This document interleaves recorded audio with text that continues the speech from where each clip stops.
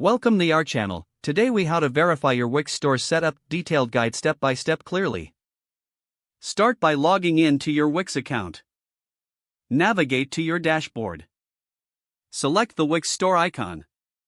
Click on the Settings tab in the left sidebar. Review the store information section. Ensure your store name is correctly displayed. Confirm that your store address is accurate. Next, go to the Payment Methods section. Check that your preferred payment providers are connected.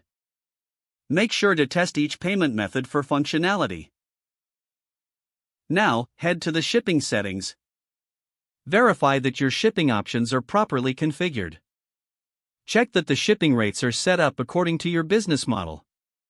Next, click on the Products section. Examine each product listing for accuracy. Ensure that product images and descriptions are clear. Set appropriate prices and check for any discounts or promotions. Now, return to the dashboard.